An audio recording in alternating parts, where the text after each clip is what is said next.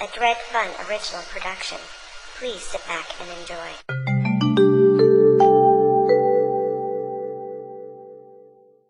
Hey guys, Dredfunn here with another one of my time-lapse video uploads. A while back, the wife and I picked up a whole whack of these blank comic book covers, and this is my realistic Deadpool that I did. Mercs for Money, issue 001, variant edition.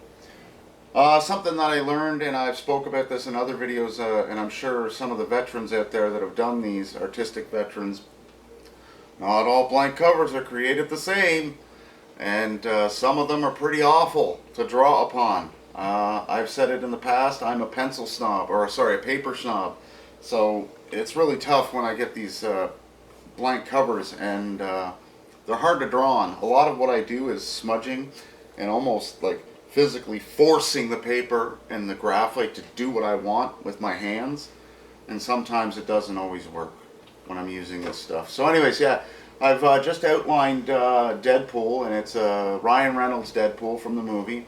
You can see I got him all here with his face going all hoo-hoo-hoo, and I thought it would look good, especially doing it in a realistic style. So one thing that I found that I helped a little bit is something I get away with when I'm doing this, these realistic pencils on paper, just like a regular paper, is I can go ahead and detail a lot of the face and then go in and do the stuff that's around. But with this paper, it's really hard because once you get the graphite on it, it really literally starts smudging away in ways that I can't control. So I didn't like having my hand already on top of something that I've already drawn.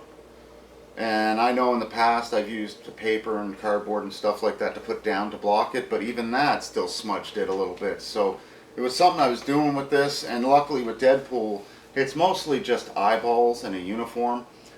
His eyes are very expressive. In the movie, they used, well, in both movies, they used a lot of CGI to make the eyes move.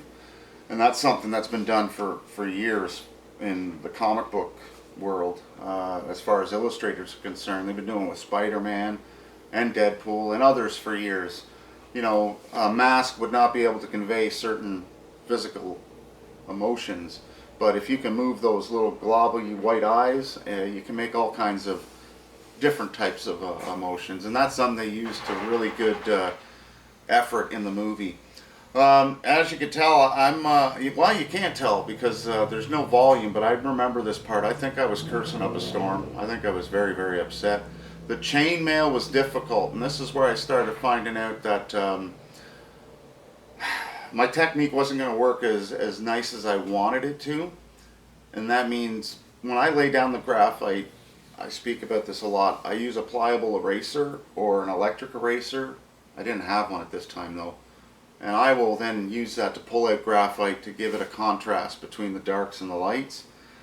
It wasn't working with the chainmail. For some reason, I couldn't get it quite as light as I'd liked, and it was all through the whole piece. So I just sort of, right around here is when I started, you know, going, okay, well, that means all the lights are going to be not as light, and that's just the way it's going to be. In the end, it looked great. This is one of the first ones that ended up selling pretty quick. I said Deadpool's a pretty popular character, especially Ryan Reynolds himself as the character. Yeah, the gloves were a pain in the butt, and that's something that I spoke about in an update video I just did. There I am smudging with the brush, which didn't work quite as well either on these blank pages. I found that it does help to smooth it out, but not the way it does normally with my paper. So a lot of it had to go back in with the thumb.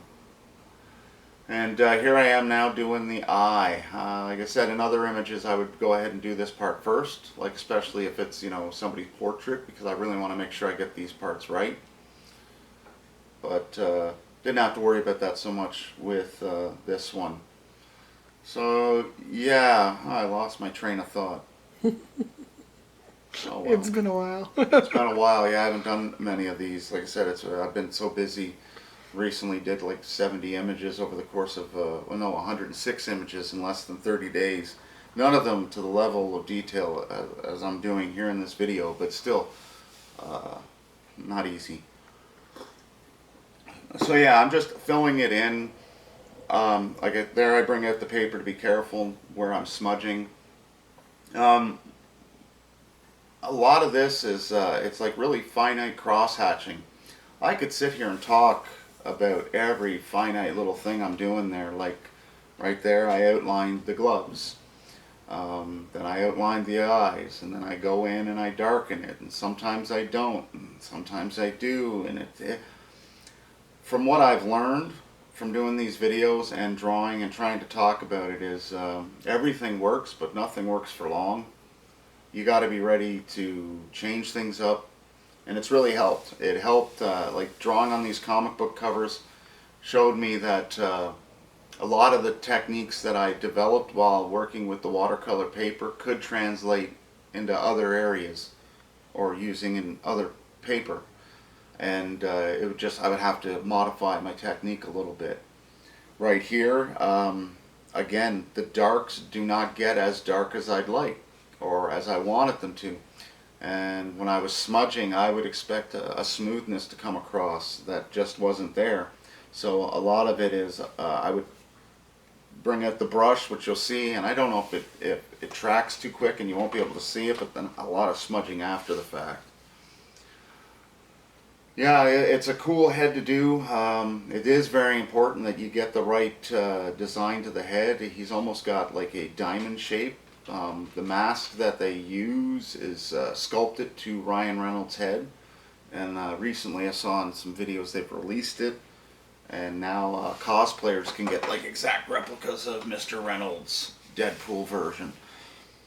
So yeah, again, you know, I'm just trying to be careful not to do things that I am going to regret later. I decided right there through this part that I was going to add some texture that I normally don't do.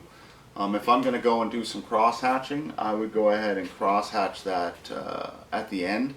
But with this, I wanted it to be slightly faint and to add almost like a grainy texture quality to the material that they use for Deadpool's mask and suit. But yeah, I'm running out of stuff to talk about. Holy crap. Yeah, there I am smudging it, and you see, boom, I had to come back in and smooth it out. The paper is tough to work with. I think the only thing harder to draw on is probably like random banana box cardboard. Like, tissue paper. Tissue paper. Speaking of which, as a side note, once I was such a bad kid. Oh, such a bad kid. Well, this one I wasn't. I'd gotten a girlfriend, and I think I was, I don't know, grade 8 or 9. Yeah, I think it was grade 9. And I got a girlfriend, and my mom's boyfriend found out about it, and they decided that they would ground me for the entire summer. And to ground me, it wasn't such a big deal, because I'd just spend all my time in my room anyways drawing. So really, easy peasy, rice and cheesy. Well, they got it into their brilliant minds to take away all my art supplies and all my stuff, and so for the entire 2 months of the summer I wasn't allowed to draw. I went absolutely apeshit. Sorry for swearing, but I remember it. Like, that was like one of my first real like panic attack anxiety issues, and it got so bad that like somehow I can't even remember how I got it, but I stole pens from somewhere, and I couldn't get paper, so I ended up drawing an entire comic on a roll of toilet paper. As a side note, I grew up in a very poor environment where toilet paper was a surplus, or like not a surplus. It was a premium. It was a premium. You don't know how poor you are until you have to take one of your favorite shirts and cut it up for toilet paper. And not the type of toilet paper that you can flush or get rid of, the type that you're going to wash and then use again. Yeah, pretty rough as, you know, you're hanging out in your rain barrel frickin' shower. Yeah. Anyways. So yeah, I'm just finishing this up, and again, I'm having a hard time because I know that chainmail is going to come up here, and basically how I wanted it was I was going to do it all like that, shade it, and then by taking out certain parts of the graphite, it would like make it look like it's interlocking. Didn't quite look as great as I'd hoped, but in the end it worked out well, and it's actually something that not that per se, but other things like in other ways where I know that if I try to render this exactly as I see it, or as it's seen, it's not going to work as well. That whole thing about the eyes play tricks on you. Sometimes circles are better than trying to make interlocking chains that are just going to get muddled because it's a page that's about this big. Alright, and we're now just finishing up this realistic pencil image. Yeah, I think I already mentioned that I sold this one. Yes. I was pretty proud. It was a nice one. Glad to see it go. But yeah, I'm getting dazzled by my own pencil skills. I got 2 minutes left. Hopefully the next video will be a little easier to talk about. But yeah, I enjoyed the Deadpool movie, especially the sequel. We got to watch it on a plane ride back from Los Angeles. I went up there for some sort of art thing that didn't really pan out, but on the flight back, normally I'm so wound up that it's hard to calm down. I can't really watch a movie, but I was able to watch one, and I enjoyed it. I even cried at the one scene when, you know, he comes back. Spoilers. Huh? Spoilers. People might not have seen it. Screw your spoilers. Whatever. So here I am, yeah, just finishing this up and using my pliable graphite eraser to pull certain parts out and then basically just wrap it out.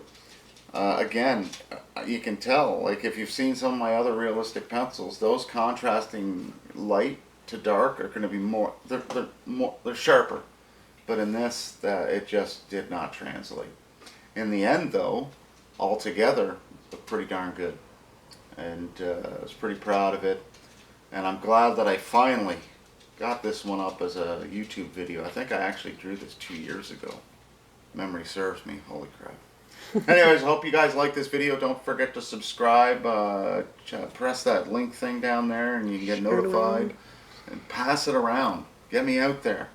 Anyways, dredfunn out. This has been a dredfunn.com production. Thanks for watching.